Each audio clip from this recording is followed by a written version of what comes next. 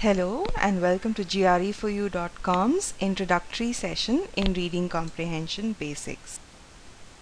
There are three things we're going to focus on in this introduction to RC Basics.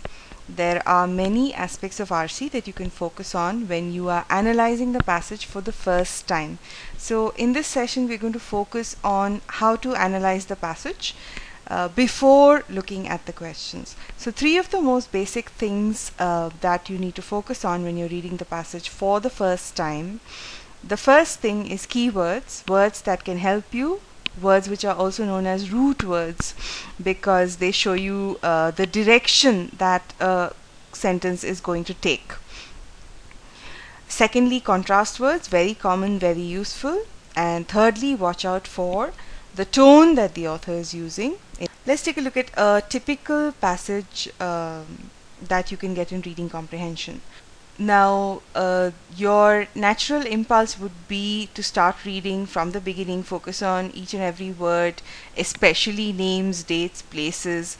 But this is not the strategy that we would recommend for you ideally. Keep the three types of words in mind, just to show you those words again: keywords, contrast words, positive and negative words, and try to highlight these. Now the advantage with doing this is that even though passages differ greatly and can be fairly complex in terms of the ideas that they give you, the keywords, the root words, the contrast words, positive, negative words, these tend to remain the same. So these are patterns that recur throughout reading comprehension passages.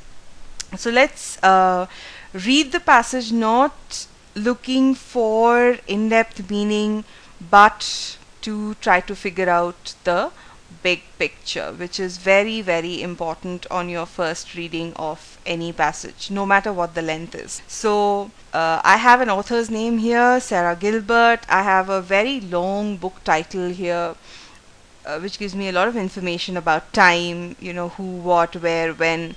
But what I am more interested in when I am following my strategy is words that give me clues. As you can see, acclaimed is a pretty positive word. So more than trying to remember who the author is or what she's written about, I'm going to focus on tone and say, okay, the tone of the first paragraph is definitely positive because look at all these positive words, right? So I'm going to map the passage in terms of tone. The first paragraph is definitely overwhelmingly positive, and you'll see that this tone continues in the second paragraph with compelling read, richly drawn, unwavering sense of scholarship. But here I have a very, very crucial word, right, which is a contrast. However, grammar and language and sentence structure are very similar to the rules of math in the sense that the opposite of something positive can only be something negative. So even before I read beyond this root word, this contrast word, I can be 100% sure that the tone of the rest of the passage is going to be negative. And sure enough, it says one cannot declare the study a great work.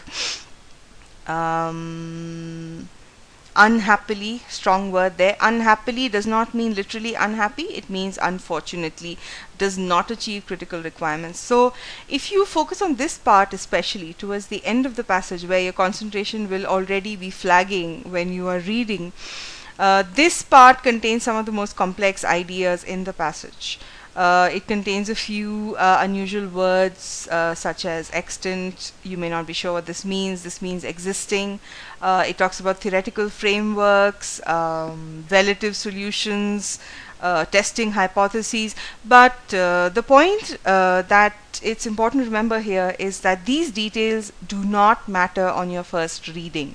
From my first reading, all I want to take away from the passage is first the tone is positive, and then the author turns the passage around, turns the tone around, and gives you some negative points. This is very typical of reading comprehension. You look at the strengths of the subject, whatever it may be. It could be a book. This is a short book review.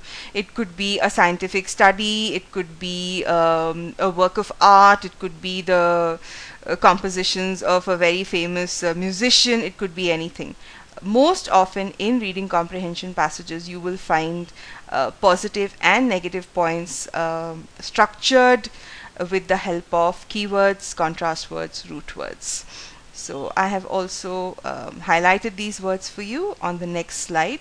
Typical positive, positive, positive, contrast, negative, right? So this was just a very brief introduction to the kind of approach that you can take to reading comprehension. Do not get bogged down by the details, but look for the big picture. Thank you for watching this video, and if you would like more information, please do visit greforyou.com.